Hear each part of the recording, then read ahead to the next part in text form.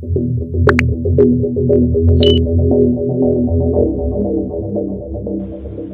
घर में आए हुए उसे काफी दिन गुजर गए थे, लेकिन किसी ने उसकी आवाज नहीं सुनी थी और ये फैसला कर लिया था कि वो गूंगी है। इस बात पर तो शक्ति और दूसरी बच्चियां बहुत दुखी हुई थीं, पर क्या किया जाता, उसकी ये अदा भी अपना ली गई थी। हालांकि शक्ति को तो ये बात बेहद बुरी लगी थी। उसने सरला देवी से भी कहा था, माताजी कैसी कठोर बन गई हैं आप, भला इसके मासूम मासूम हाथ गोबर उठाने के काबिल हैं। लेकिन नतीजे में वही माँ बेटियों में तू तकार शुरू हो गई। सरला देवी शक्ति को कोसने लगी और शक्ति बड़बड़ाती हुई अंदर चली गई। सरला देवी अपने काम में मसरूफ हो गई, लेकिन ज्यादा देर नहीं गुजरी थी कि वो किसी काम से बाहर निकली। सहन में बिछी हुई चारपाई पर वो तन्हा बैठी थी। उसके सुनहरी बाल धूप में चमक रहे थे।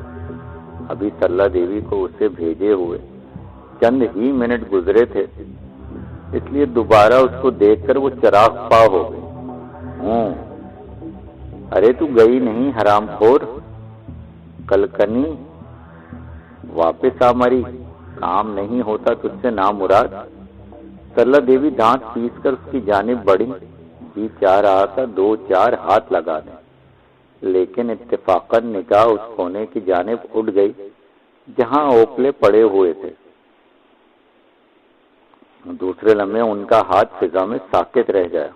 जहां कदम थे वहीं जमे रह गए।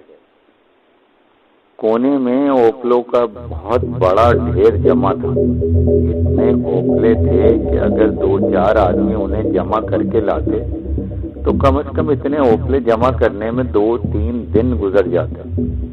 और मजे की बात यह थी कि ओपले खुद सरला देवी के घर महीने भर के लिए काफी थे। वो हक्का बक्का रह गई।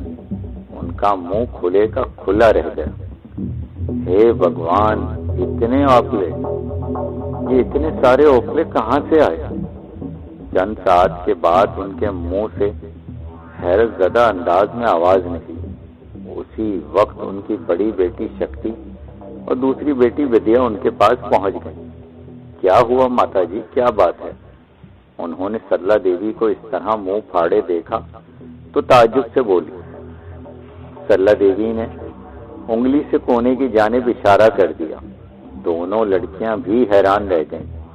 अरे ये इतने सारे ओपले कहाँ से आ गए? भगवान जाने, भगवान जाने।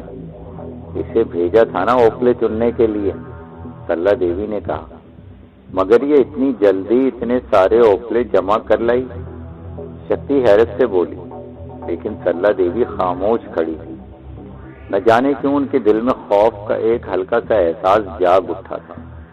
लेकिन शक्ति और विद्या के दिल में उसके लिए मोहब्बत उमंड आई थी। वो दोनों उसके पास पहुंच गईं। तुमने इतने सारे ओपले कैसे जमा किए? शक्ति ने उसके सर पर हाथ रखते हुए पूछा और वो मुस्कुराती निगाहों से शक्ति को देखने लगी। मुंह से तो कुछ बोलती ही नहीं थी, तो जवाब देती बस टुकड़ टुकड़ देखती रही। शक्ति ने प्यार से उसे बाजुओं में भर लिया। अब तो तुम्हें कोई शिकायत नहीं है माताजी? शक्ति ने सरला देवी से पूछा। लेकिन सरला देवी सब कुछ भूल गई थी।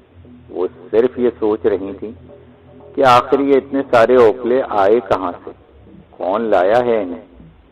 इन्हें इस लड़की से नामालूम सा खौफ महसूस होने लगा। वो खामोश ही रही और शक्ति उस लड़की को लेकर अंदर चली गई। सरला देवी का खौफ अभी कम नहीं हुआ था कि दूसरे दिन फिर एक नया वाकया पेश आ गया। गांव का एक बदनाम आदमी घर में घुस आया। तीजा गांव भर में चोर की हैसियत से मशहूर था। वो कोई काम नहीं करता था, बस उचक्का गिरी करता था और कई बार गांव वाले उसकी मरम्मत कर चुके थे। कहीं से कोई चीज उसके हाथ लग जाती तो उसे बेचकर दारू पी लेता था। कन्हैया लाल के घर में भी वो किसी नेक नियत से नहीं आया हुआ। पिछली दीवार को कूदकर वो घर में घुसा। उस वक्त सब लोग जहन में थे। सिवाय सुनहरे बालों वाली अजनबी लड़की के, जिसे शक्ति प्यार से चंपा कहने लगी थी। सुनहरी बालों वाली चंपा कोठे से निकल रही थी कि तीजे की निगाहें उस पर पड़ी। दफतन उसके पूरे बदन में सनसनी दौड़ गई। दौराने खून रुक गया। चंपा की आंखों में उसने देखा। तीजे ने पलटकर भागने की कोशिश की, लेकिन वो जुम्बिश भी नहीं कर सका। उसकी तो आवाज ही बंद हो गई। एक अनोखा खौफ उसके रगों पैर पे छा गया। वो खड़ी पुरसुकून निगाहों से उसे देख रही थी। न जाने किस काम से सल्ला देवी कोठे की तरफ आई और तीजे को देखकर उनकी चीख निकल गई और दूसरे लम्हे वो तीजे पर टूट पड़ी। तेरा सत्यानाश पापी हत्यारे, क्यों आया था? बोल, क्यों आया था यहाँ? उन्होंने एक जोरदार लात तीजे के सर पर तीजे की कमर पर दे मारी और वो औंधे मुंह गिर पड़ा। लेकिन तीजा नीचे गिरकर उसे इस पुरस्कार कैद से आजादी मिल गई थी, लेकिन बदन अभी तक सनसना रहा था और दौरान खून बहाल ना हुआ था। सारी लड़कियां अंदर आ गईं और तीजे की तवाज़ो करने लगी। जितना मन चाहे मार चाची, पर भगवान के लिए ये बता दो, ये भूतनी कौन है? तीजा खौफज़दा लहजे में सुनहरे बालों वाली लड़की की तरफ उसने दोबारा देखने की हिम्मत न की। तू यहाँ क्यों आया था पापी? बोल, यहाँ क्यों घुसा था? चोरी करने चाची, पैसे नहीं थे मेरे पास, मगर मगर मगर चाची, उसने मुझे पकड़ लिया। मार लो, जितना मन चाहे मार लो, मगर इस भूतनी से बचा लो। तीजा खौफ से कांप रहा था। सल्ला देवी उस बात का क्या जवाब देती? मार पीट कर उसे घर से बाहर निकाल दिया। लेकिन तीजे की बातें अब भी उनके जहन में गर्दिश कर रही थी। रात को उन्होंने पति से दिल का हाल कहा। शक्ति के पिता, एक बात कहूं? और कन्हैया लाल उसे देखने लगा। ये लड़की मुझे तो ठीक नहीं नजर आती। वो राजदारी से बोली। कौन? चंपा? हाँ। तो ये कौन सी नई बात है? तुझे कभी वो ठीक नजर आई है? कन्हैया लाल बोला। तुम सुनो तो। उस दिन उसने आंख झपकते इतने औपले जमा किए और फिर आज तीजे की जो हालत हुई वो भी देखने वाली थी। क्या कहना चाहती है? कोई बात जरूर है शक्ति के पिता। तुम्हें वो एक वीराने में मिली थी ना? हाँ, मिली थी। और इसका कोई वारिस भी नहीं मिला। मिल जाता तो वो तेरे चरणों में पड़ी होती। मेरी बात समझो, कहीं वो बुरी आत्मा ना हो। राम राम राम राम राम। कैसी औरत है तू? ये नई सूझी है तुझे? शक्ति की माँ, कुछ भगवान का खौफ कर। औरत तो धरती पर भगवान का रूप होती है। तू कैसी औरत है जो एक मासूम बच्ची के पीछे ही पड़ गई? वो जो कुछ भी है तेरे बुरे में तो नहीं है। मुझे तो वो लक्ष्मी लगे है। जिस दिन से इस घर में आई है, हमारे गम दूर हो गए। जितना माल बने हैं बिक जाए है। देख, शक्ति की माँ की मुखालफत छोड़ दे। ये हमारे हक में बेहतर है। कन्हैया लाल ने कहा। अरे मैं उसे कौन सा खाए जा रही हूँ? चूल्हे में जाए। कभी कुछ पड़ गई सर पर हाथ रखकर रोना कह दूंगी, सल्ला देवी ने जवाब दिया। बाहर बादल गरज रहे थे। शाम ही से आसमान बादलों से ढका हुआ था और अब यूं महसूस हो रहा था जैसे बारिश हो जाएगी। तेरे सर पर हाथ रखकर नहीं रोऊंगा, चिंता मत कर। चल बर्तन उठवा ले, बारिश होने वाली है। बाहर बिजली कड़क रही थी। देखते ही देखते बारिश होने लगी। लड़कियां बहुत देर की सो गई थीं। दोनों मियाँ बीवी ने बर्तन संभाल कर रख दिए और फिर अंदर घुस गए। थोड़ी देर के बाद कन्हैया लाल भी खर्राटे लेने लगा, लेकिन न जाने क्यों सरला देवी को नींद नहीं आ रही थी। वो जागती रही, फिर उनकी आंखें भी बंद होने लगी। अचानक उसके कानों में एक आहट उभरी। ये आहट बारिश की आवाज से अलग थी। वो चौंक पड़ी। तीजे का ख्याल आ गया। वो उठकर कोठे से बाहर निकल आई। सहन में जल थल हो रहा था। उनकी निगाहें सहन में भटकने लगी। एक बार बिजली चमकी तो उन्होंने एक अजीब मंजर देखा। चंपा आंगन के बीचों बीच खड़ी थी। उसके दोनों हाथ आसमान की तरफ बुलंद थे और सबसे खौफजदा चीज जो उन्होंने देखी वो चंपा के बाल थे, जो उसके पैरों से गुजरकर जमीन पर बिखरे हुए थे और सरला देवी के हलक से एक दहशतनाक चीख उभरी।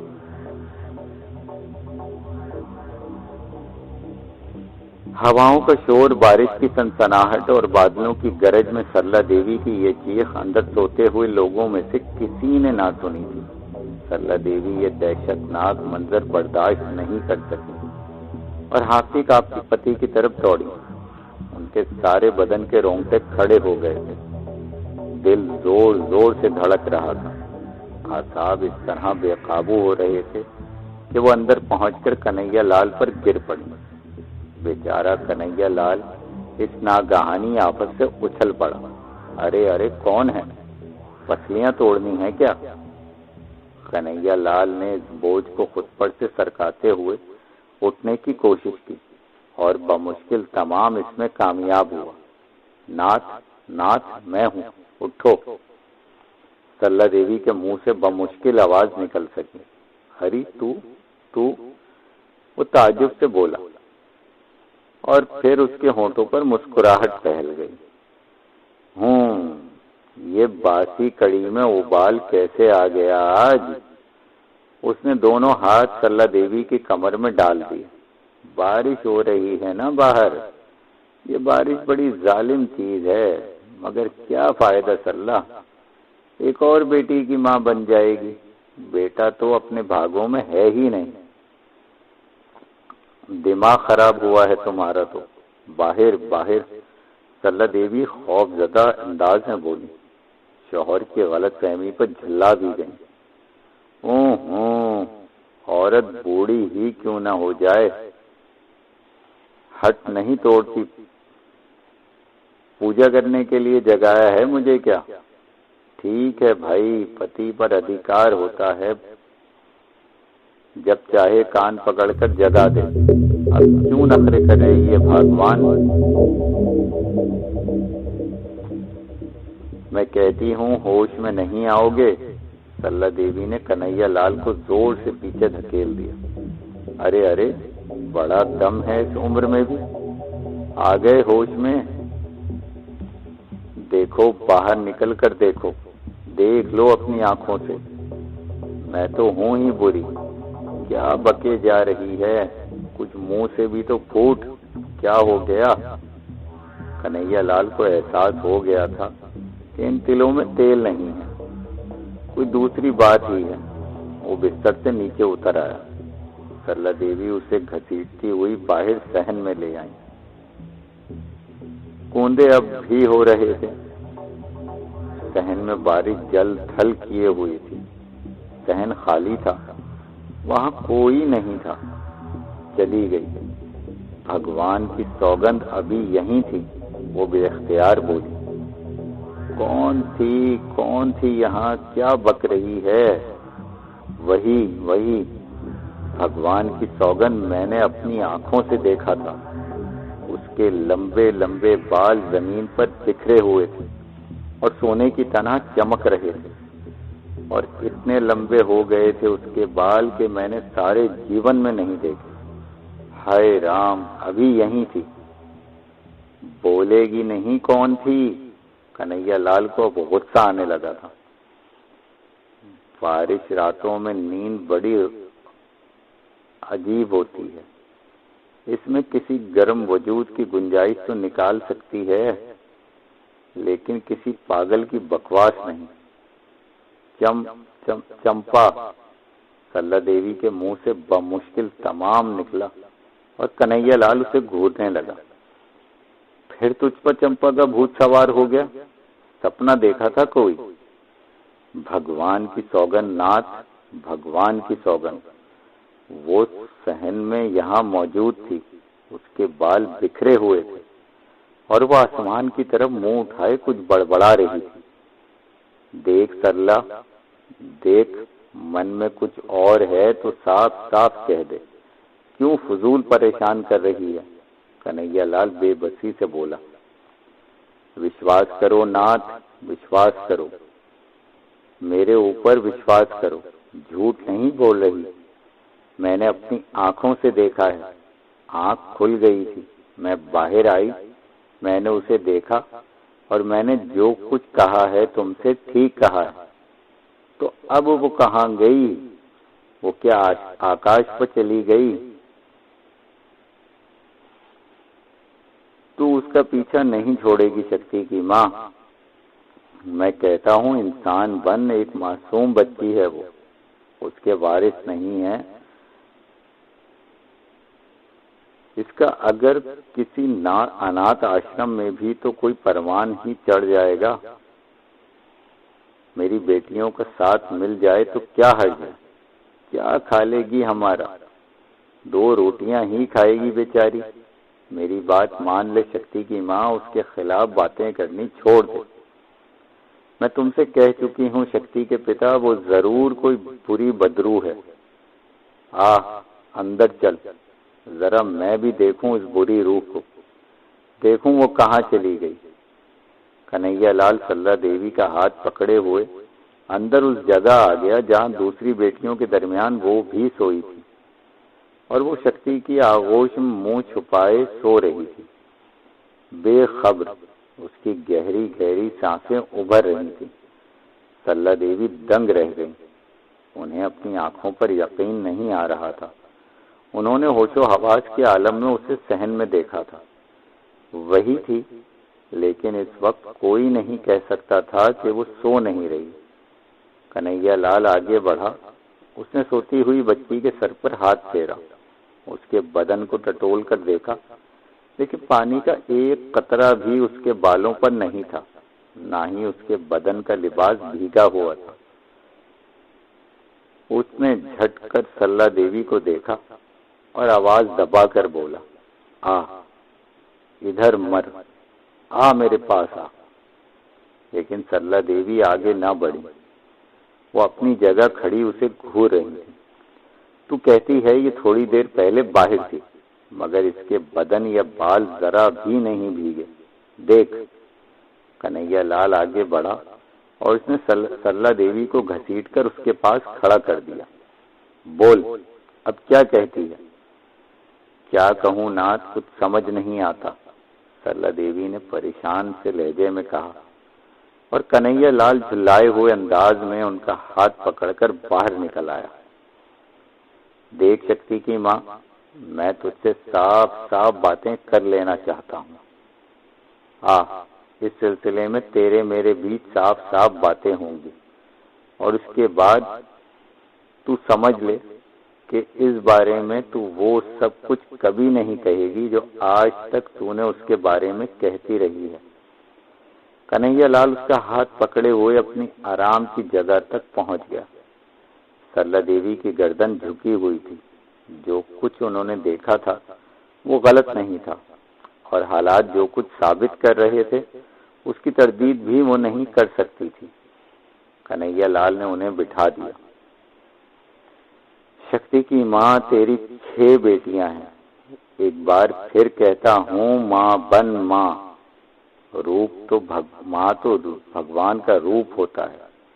तू कैसी माँ है? 6 बेटियों को जनकर भी अभी तक माँ नहीं बन सकी। तेरे मन में माँ का दर्द क्यों नहीं पैदा होता? आखिर वो भी किसी न किसी की औलाद ही होगी। अगर तेरी कोई बेटी इस तरह दरबदर हो जाती तो तेरे मन में कैसा दर्द होता? मुमकिन है इस बेचारी की कोई माँ ना हो। इस बिन माँ की बच्ची के खिलाफ तेरे मन में इतना क्रोध क्यों है? क्या इस बेचारी की माँ की आत्मा को दुख ना होता होगा? मगर नाथ मैं क्या करूं? जो कुछ मैंने देखा है वो भी ठीक है। मैं झूठ नहीं बोल रही। भगवान की सौगंध खाती हूँ, मैं झूठ नहीं बोल रही। सपना होगा, ख्याल होगा तेरा। तेरे मन में इसके खिलाफ बुरी बुरी बातें आती रहती हैं।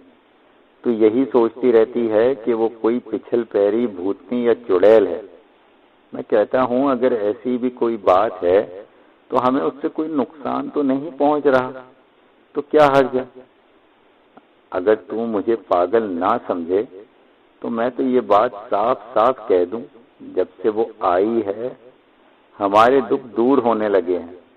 शक्ति की माँ, ये भी हो सकता है कि उसके आने की वजह से हमारे और भी सारे दुख दूर हो जाएं। कुछ हम सोचते हैं वो सब कुछ पूरा हो जाए। इस पर रहम कर शक्ति की माँ, रहम कर। भगवान बस तेरा भला ही करेगा। ठीक है नाथ, मगर मुझे उससे डर लगता ही रहेगा। तू डरती रहे, डर डर कर मर जा। अब सो जाकर, नहीं तो मेरा दिमाग भी फिर जाएगा, कन्हैया लाल ने कहा। मोहब्बत और प्यार के जो जज्बात थोड़ी देर के लिए उसके दिल में पैदा हुए थे वो अब फिर गहरी नींद सो गए थे। चारपाई पर लेटकर उसने अपने सर तक चादर ओढ़ ली और सरला देवी उससे कुछ फासले पर बैठ गई और अब भी कुछ सोच रही थी, लेकिन उनकी समझ में कुछ नहीं आ रहा था। दूसरी सुबह हस्बे मामूल थी। आज कन्हैया लाल भी अपने काम पर नहीं गया था। रात को बारिश की वजह से बर्तनों की तैयारी मुकम्मल ना हो सकी थी। भट्टा भी बुझ गया था। सारा दिन कोई खास बात नहीं हुई। सरला देवी रात को कन्हैया लाल को परेशान कर चुकी थी, इसलिए आज का दिन उन्होंने इंतहाई सुकून से गुजारा। उन्होंने सोचा अगर उनका रवैया किसी तौर चंपा के खिलाफ होता है तो कन्हैया लाल उसे बर्दाश्त नहीं कर सकेगा। बहरहाल शौहर था और वो उससे डरती भी थी। मौसम सही हो गया था, बादल खुल गए थे। चुनाचे शाम को कन्हैया लाल ने अपना काम शुरू कर दिया। उसने भट्टा पकाया और उसके बाद दूसरी सुबह अपनी तैयारियां मुकम्मल कर ली। लड़कियां बालियां अपने अपने कामों में मसरूफ थीं। सरला देवी भी अपने काम में मसरूफ हो गई। इस वक्त वो नोहरे में एक कोने में बैठी किसी काम में मसरूफ थी कि उन्होंने अपने पीछे कदमों की आहट सुनी। पलटकर देखा तो उसे थोड़े फासले से गुजर रही थी। अंदाज में कुछ ऐसा चोरी चोरी का अंदाज झलक रहा था कि सरला देवी चौंक पड़ी। उन्होंने खौफजदा निगाहों से उसको देखा और उनकी निगाहें उसका ताक़ुब करती रही। नोहरे के आखिरी कोने पर पीपल के दरख्त के पास पहुंचकर उसने इधर उधर देखा, फिर एक हाथ से किसी को इशारा किया। सरला देवी के दिल में फिर खौफ और दहशत के आसार नमूदार हो गए। उन्होंने किसी को दरख्त से उतरते हुए देखा और दहशत से उछल पड़ी। ये शक्ल उनकी जानी पहचानी नहीं थी। अजीब भयानक शक्ल थी। सियाह चेहरा, सियाह हाथ पांव, बदन पर अजीब सा लिबास और उसका चेहरा देखकर कांपने लगी। हालांकि काफी फासला था, लेकिन इसके बावजूद उन्हें उस आदमी का चेहरा साफ नजर आ रहा था, जो दरख्त से उतरकर और फिर उनके कानों में हल्की हल्की आवाजें आना शुरू हो गई। चंपा और वो शख्स आपस में बातें कर रहे थे। क्योंकि आवाजों में एक आवाज मर्दाना थी और दूसरी मासूम बच्ची की। सरला देवी का बदन सुन्न हो गया। वो दहशतज़दा निगाहों से इधर उधर देख रही थी। दफतन वो आदमी हंस पड़ा, मकरू और खौफनाक हंसी। उसकी निगाहें सरला देवी की तरफ नहीं थी, बल्कि वो इस बच्ची से बातें कर रहा था और सरला देवी ने पहली बार चंपा को बोलते हुए सुना था। उनका दिल धाड़ धाड़ करने लगा। वो सारे एहसासात और खौफ के जज्बात फिर उनके दिल में नमूदार हो गए, जिन्हें वो बड़ी मुश्किल से किसी हद तक काबू कर चुकी थी। इसका मतलब ये है, उनका ख्याल ठीक था। वो बोल सकती है, लेकिन जानबूझकर खामोश है। चंद साहब उससे बात करती रही। फिर उन्होंने उस मर्द को दोबारा पीपल के दरख्त पर चढ़ते हुए देखा। वो बुरी तरह चीखती हुई वहां से अंदर भागी थी। अंदर शक्ति, प्रेमा और दूसरी लड़कियां आपस में बातें कर रही थी। सरला देवी बुरी तरह ठोकरें खाती हुई अंदर आई। उनके घुटने में चोट भी लग गई थी। घुटना पकड़कर वो दर्द से चिल्लाने लगी। सारी लड़कियां उनके इर्द गिर्द जमा हो गई। सरला देवी के पूरे बदन से पसीना छूट रहा था। आवाज उनके हलक से ना निकल रही थी, सिवाय कर्राहों के। तब लड़कियों ने उठाकर उन्हें उनके पलंग पर लिटा दिया और उनकी तीमारदारी शुरू कर दी। हाय हाय कन्हैया लाल, अरे उसका सत्यानाश, उस पर बिजली गिरे, कम वक्त मार दिया, हाय मार दिया मुझे तो, न जाने क्या करके छोड़ेगा। हाय लड़कियों, भाग जाओ यहाँ से। इस घर में तो अब भूतों का बसेरा है। मैं कहती हूँ भाग जाओ। इस घर में तो अब भूत ही भूत हैं। अरे कोई कम वक्त इससे चिमट जाएगा तुमसे। सरला देवी हिज़ियानी अंदाज में चीख रही थी। क्या हुआ माता जी, कहाँ देख लिया आपने भूत? शक्ति मुस्कुराती हुई बोली। माँ की हरकतों से वो वाकिफ थी, इसलिए सब हंस रही थी। अरे कम वक्त हरामजादी हंस रही है। तेरा सत्यानाश झाड़ू फेरे तेरे मुंह पर। मैं मर रही हूँ और तू हंस रही है। नहीं माताजी, आप इतने आराम से नहीं मरेंगी, शक्ति ने फिर हंसते हुए कहा। अरे नहीं मरती तो मार डाल, गला घोट दे मेरा। अरे कमबख्त, तुमने और तुम्हारे बाप ने तो मेरा जीवन ही नष्ट कर दिया है। अरे कहाँ जाऊं मैं? मेरा मैका भी तो नहीं है जो वहां जाकर मर जाऊं। सरला देवी बकती झकती रही और लड़कियां आपस में एक दूसरे को देखकर खूं खूं करती रही। कोई भी सरला देवी की इस कैफियत पर संजीदा नहीं हुआ था। चंद साथ के बाद वो भी टहलती हुई उनके करीब पहुंच गई और सरला देवी उसे देखकर जल्दी से उठकर बैठ गई। अरे हटाओ इसे मेरे पास से, भूत भूत, भूतनी भूतनी। शक्ति ने गहरी निगाहों से माँ को देखकर गर्दन हिला दी और फिर बच्ची को गोद में लेकर वहां से बाहर निकल गई। शाम को कन्हैया लाल घर आया तो सरला देवी सर पर पट्टी बांधे पलंग पर पड़ी थी। घुटने में काफी चोट लगी थी, उससे घुटना सूज आया था। कन्हैया लाल ने उसे ताज्जुब से देखा था और फिर उसे आज की कमाई देकर बोला, क्या हुआ देवी जी, कोई नई बात हो गई? देवी जी ने कोई जवाब नहीं दिया, आंखें बंद कर ली। तब उसने शक्ति को आवाज दी। वो मुस्कुराहटें रोकती हुई उनके पास पहुंच गई। आज क्या हुआ तुम्हारी माँ को शक्ति? गिर पड़ी थी पिताजी, भूत देखकर, शक्ति ने जवाब दिया। भूत? कन्हैया लाल ने हैरत से पूछा। अरे इससे बड़ी भूतनी भी होगी कोई दूसरी। 30 साल से चिमटी हुई है, आज तक जान नहीं छोड़ी। भूत कहाँ देख लिया इसने? कन्हैया लाल ने कहा। अम्मा जी चंपा को भूतनी समझ रही हैं। मैं तो पहले ही समझ गया था, मगर कोई बात नहीं हुई है। इस चंपा भी अब उससे चिमटी ही रहेगी। सुनो तुम लोग, मैं तुम्हारा पिता हूं ना?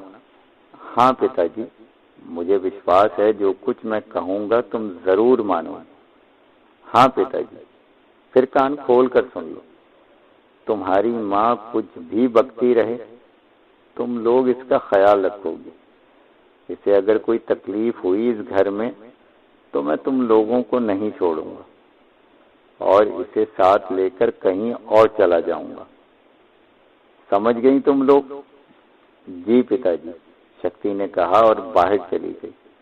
कन्हैया लाल भी बाहर निकल आया और अपने कामों में मसरूफ हो गया।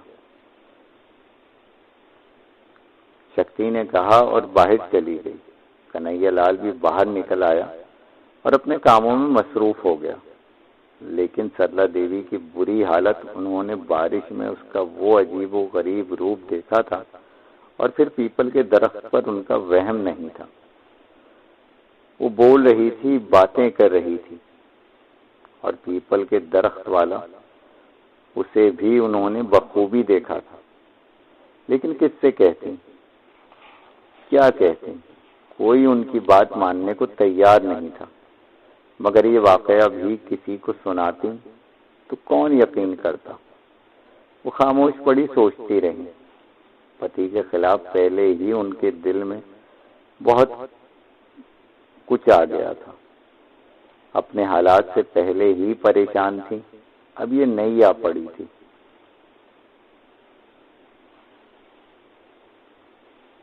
अपनी बात बड़ी देर तक सोचती रही और फिर फैसला किया कि पति या बेटियां उनके साथ नहीं देंगी। ठीक है, कुछ होगा तो इन्हीं लोगों की वजह से होगा, वो जाने और उनका काम। बिला वजह मैं सर क्यों खपाऊं? लेकिन भला सुकून कहाँ से मिलता? उन्होंने उठने की कोशिश की, लेकिन घुटने की चोट काफी दुख रही थी। अलबत्ता दूसरे दिन उनकी हालत कुछ बेहतर थी। रात की बात सोचकर उन्होंने एक फैसला किया था। पड़ोस में एक देवी जी रहती थी और उनका नाम फूल देवी था। ये सरला देवी की सखी थी।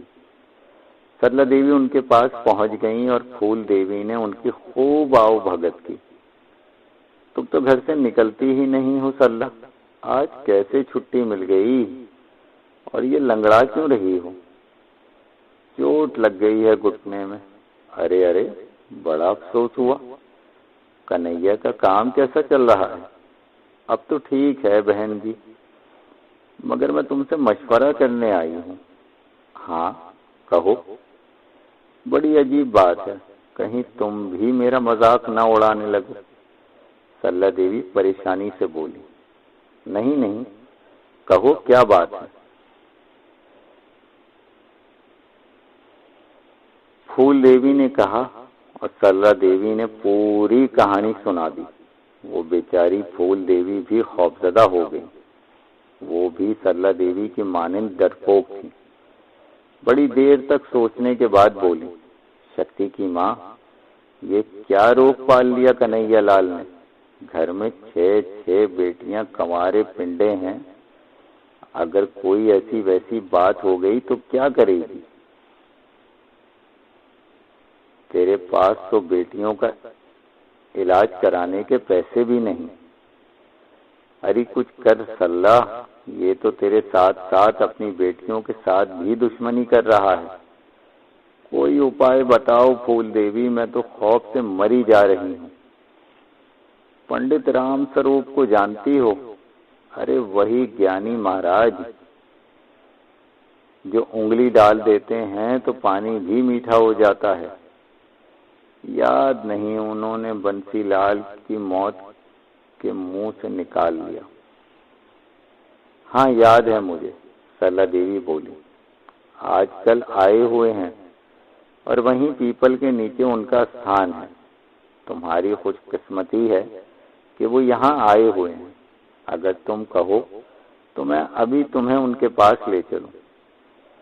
ले चलो बहन, मैं नहीं चाहती कि मेरा अंधा पति मेरी बेटियों को मुसीबत में डाल दे, सरला देवी ने गिड़गिड़ाते हुए कहा। और फूल देवी तैयार हो गई, पंडित राम स्वरूप जी की तरफ चल पड़ी। पंडित राम स्वरूप साधु थे, लेकिन इस किस्म के साधु जो ज्ञान ध्यान नहीं रखते थे, बस लोगों को बेवकूफ बनाने के गुण सीख लेते थे और अपने शोभे से सीधे साधे देहातियों को बेवकूफ बनाकर ऐश करते थे। ऐसे कारोबार सीधे साधे देहातियों से ही चलता है और फिर कभी कभी शहरी औरत उनके चक्कर में फंस जाती है। किसी एक जगह नहीं ठहरते थे कि लोग हकीकत से वाकिफ न हो जाएं। अपने मुक्तदीन के दरमियान दूसरों से पैसे बटोरते थे। आजकल यहाँ आए हुए थे और अपनी मखसूस जगह कयाम पजीर थे। देहाती उनकी खूब खातिर मदारात कर रहे थे। सरला देवी फूल देवी के साथ उनकी सेवा में पहुंच गईं। राम स्वरूप जी ने गहरी निगाहों से दोनों को देखा, फिर उन्होंने अपने सामने जलती हुई आग के अलाव में एक सफूफ डाला और उससे धुआं बुलंद होने लगा। उनकी तजर्बेकार निगाहों ने भांप लिया था कि दोनों में से कोई औरत परेशान है। फिर वो सरला देवी से बोले, क्या बात है देवी, तुम्हारी परेशानी का क्या कारण है? जय हो महाराज की। आपने कैसे पहचान लिया कि मैं किसी परेशानी में हूँ? बेवकूफ, साधु से कौन सी बात छुपी रहती है? तू मन की बात हमें बता, हम उसका उपाय करेंगे। बोल, क्या परेशानी है तुझे? और सरला देवी ने अपनी कहानी दोहरा दी। पंडित जी दिल ही दिल में मुस्कुराए। अच्छी असामी फंसी थी। फिर उन्होंने पूछा, क्या करता है तेरा पति? कुम्हार है महाराज। कितनी कमाई कर लेता है? पहले तो बड़ी परेशानी थी महाराज, मगर अब कुछ रोज से 40-50 रुपए रोज ला रहा है। और कितने बच्चे हैं तुम्हारे? 6 बेटियां हैं महाराज। क्या क्या उम्रें हैं उनकी? और सरला देवी ने बेटियों की उम्रें बता दी। सब कमारी हैं? हाँ महाराज। इतना पैसा ही नहीं जोड़ा कभी कि इनकी शादियों के बारे में सोचूं। मेरा पति तो अंधा है, एक और ले आया है मेरे सर पे। सरला देवी मजलूमियत से बोली और पंडित जी गर्दन हिलाने लगे। सरला देवी से हासिल शुदा मालूमात के तहत उनकी कम से कम 3 बेटियां जवान थीं और जवानी पंडित जी की भी कमजोरी थी। इसी बस्ती की 3 लड़कियां उनसे अपना इलाज करा चुकी थीं। ये दूसरी बात है कि पंडित जी ने इलाज की चुभन अभी तक उनके दिलों में मौजूद थी और वो इस चुभन को दुनिया से छुपाए बैठी थी। इनमें बंसीलाल की बहू धनवती भी थी। पंडित जी के इलाज के बाद उनके यहाँ बेटा पैदा हो गया था, लेकिन उसके वो मुस्तकिल मरीजा बन गई थी और उसे इस बेटे से नफरत थी, शदीद नफरत, क्योंकि वो उसके पति रामजत की औलाद नहीं थी और उसके चेहरे के नुकूश भी पंडित स्वरूप से मिलते जुलते थे। दूसरी दोनों लड़कियां भी पंडित जी का शिकार हो चुकी थीं और अब उनकी आंखों में 3 और नौजवान लड़कियों का तस्वुर उभरा था। तू चिंता मत कर देवी, हम तेरी सारी परेशानी दूर कर देंगे। हाँ, हमारा साथ देना होगा। मैं मन से तैयार हूँ महाराज, क्या करना होगा मुझे? तेरा पति उस लड़की को बहुत चाहता है। हाँ महाराज। पागल ये भूल गया है कि इस तरह वो अपनी बेटियों के हक में कांटे बो रहा है। कंवारी लड़कियां हैं, किसी भूत का साया उनके करीब तक नहीं भटकना चाहिए। कन्हैया लाल, खैर कोई बात नहीं, मैं तेरी पूरी मदद करूंगा देवी। ये सारे काम अपने पति से छुपा कर ले। हाँ महाराज, अगर उसे पता चल गया तो घर से निकाल देगा। वो बुरा आदमी नहीं है, पर क्या करूं, मेरी बात नहीं मानता। सरला देवी मजलूमियत से बोली। ठीक है, कोई चिंता मत कर, हाँ, एक बात अच्छी तरह जान ले, इस काम में काफी समय लगेगा। मुझे कोई एतराज नहीं महाराज, मुझे बताइए मैं क्या करूं। कुछ नहीं, तू मुझे ये बता तेरा पति किस समय वापस आता है? शाम को। तेरी बेटियां तेरी बात मानती हैं? नहीं मानती महाराज, यही सारी मुसीबत है। हूँ, इसका मकसद है हमें काफी परेशानी उठानी पड़ेगी, लेकिन कोई बात नहीं, हम आज ही दोपहर को तेरे घर का एक चक्कर लगाएंगे।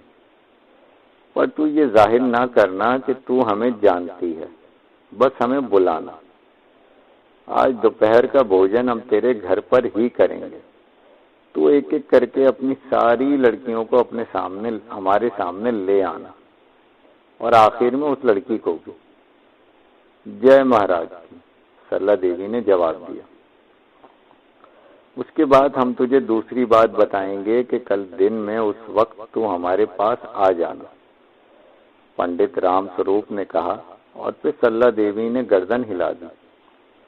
पंडित राम स्वरूप ने उसे थोड़ी सी मिट्टी उठाकर दी और फिर कहा, ले इसे पल्लू में बांध ले और इस मिट्टी को अपने घर के चारों कोनों में धकेल देना। सरला देवी ने अकीदत से वो मिट्टी अपनी ओढ़नी के पल्लू में बांध ली और फिर राम स्वरूप की इजाजत से वहां से अपनी सखी के साथ वापस चल दी। उसे किसी कदर सुकून महसूस हुआ था। घर पहुंची तो बेटियां हस्बे मामूल चंपा में उलझी हुई थी। उसके बनाव सिंगार हो रहे थे। वो इस भूतनी को उनके दरमियान बैठा देखकर बुरी तरह जल गई। नफरत की शदीद लहर उनके पूरे वजूद में फैल गई। उन्होंने हकारत से इस नन्ही बच्ची को देखा। पापन ने मेरे घर में ऐसा डेरा जमा लिया है कि सभी को पागल करके रख दिया है। न जाने कब ये भूत इस घर से भागेगा। उन्होंने दिल में सोचा और कोठे पर चली गई। थोड़ी देर के बाद सरला देवी ने शक्ति को पुकारा, अरे मोटी मुस्तंडी, खाना वाना भी पकाया है कुछ, या इसी भूतनी में उलझी हुई है? सब पक गया है माता जी। और हाँ, एक बात आपको बतानी है। क्या? सरला देवी ने आंखें उठाकर उसे देखा। आज फिर वो आवाज सुनाई दी थी। कौन सी आवाज? माया की आवाज। भगवान की सौगंध झूठ नहीं कह रही माता जी। आज आवाज ने मुझे कोठे की दहलीज के पास सुनाई दी थी। वो कह रही थी, मुझे निकाल लो, मुझे निकाल लो। तो कहती रहे, हम कभी उसे ना निकाल पाएंगे, सरला देवी ने मुंह बनाकर कहा, और फिर अजीब से लहजे में बोली, अपनी उस भूतनी को कहना कम से कम इस माया को ही निकाल दे, बड़ी कुव्वतों की मालिक है। कौन? चंपा?